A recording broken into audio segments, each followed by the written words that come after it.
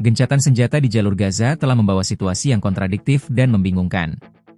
Presiden Amerika Serikat, Donald Trump, baru-baru ini membuat pernyataan yang mengejutkan, mengklaim bahwa kelompok perlawanan Hamas telah mendapatkan lampu hijau atau persetujuan untuk melancarkan operasi keamanan internal di jalur Gaza.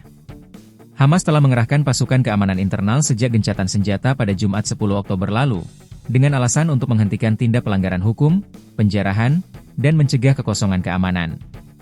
Namun, pernyataan ini menimbulkan pertanyaan besar, terutama karena rencana perdamaian usulan Trump sendiri mengharuskan Hamas untuk melucuti persenjataan dan mengakhiri kekuasaan mereka atas Gaza. Mari kita bedah mengapa Trump memberikan sinyal persetujuan ini, dan apakah langkah Hamas ini justru menguatkan atau melemahkan posisi mereka di tengah rencana perdamaian AS.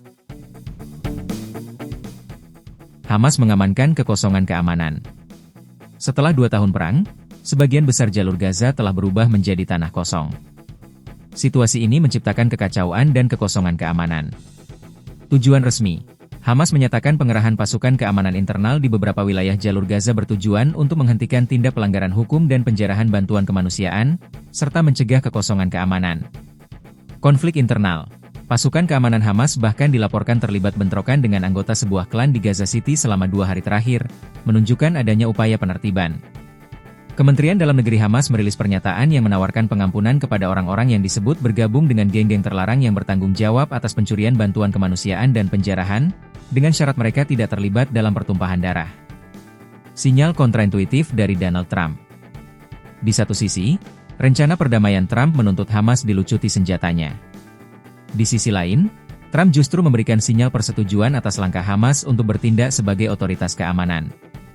Saat ditanya wartawan mengenai laporan pengerahan pasukan Hamas, Trump mengisyaratkan bahwa langkah itu telah mendapatkan persetujuan dari pihak AS internasional. Trump, mereka memang ingin menghentikan masalah, dan mereka telah terbuka tentang hal tersebut, dan kami memberikan mereka persetujuan untuk periode waktu tertentu.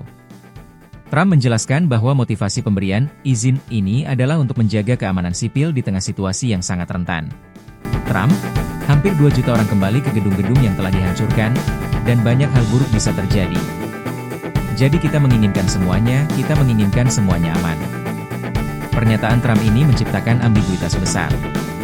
Jika tujuan AS adalah melucuti Hamas, mengizinkan mereka melembagakan diri sebagai pasukan polisi, bahkan sementara, dapat dianggap menguatkan kontrol mereka atas Gaza. Namun, di tengah kekacauan, menjaga ketertiban pasca perang mungkin dilihat sebagai prioritas pragmatis untuk menghindari bencana kemanusiaan dan anarki. Menurut Anda, apakah persetujuan yang diberikan Donald Trump kepada Hamas untuk operasi keamanan internal di Gaza adalah langkah pragmatis yang cerdas, atau justru blunder yang mengacaukan rencana perdamaian jangka panjang AS? Sampaikan analisis Anda di kolom komentar.